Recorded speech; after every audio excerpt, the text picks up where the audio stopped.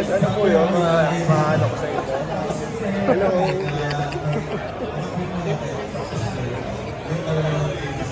Kinakabahan ako sa mga katanong nyo. Hello ka naman dyan. Okay.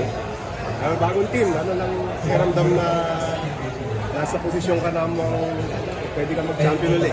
I'm so excited na kinakabahan. Dahil nga sinabi ko kanina na parang rookie ulit ako.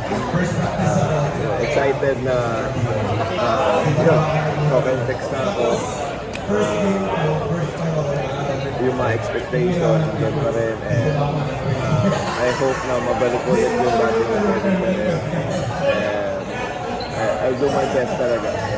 Matulungan sila makuha yung championship.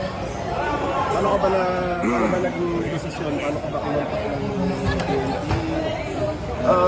Ano kasi, yung na-release na ako ng Terrafirma and naging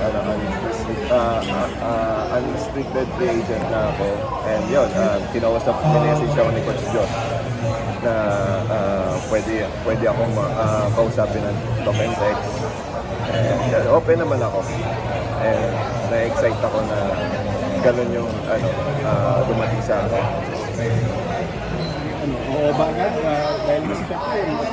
Yes, oo, dahil, ayun nga, talk and text na to eh. Merong pag-asang makuha yung championship. Pero paghihirapan namin yan. Ano lang yung, so far na bang role mo dito? Start ka ba? O role player ka lang dito? So far Siyempre, gagawin ko muna yung mga sinabi ni Coach, maging role player muna ako.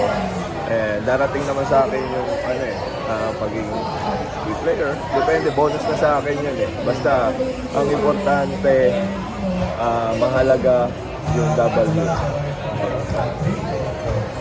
gusto ka? Hindi naman. Ayun nga, happy ako na tinulungan nila akong mag-lupit ulit.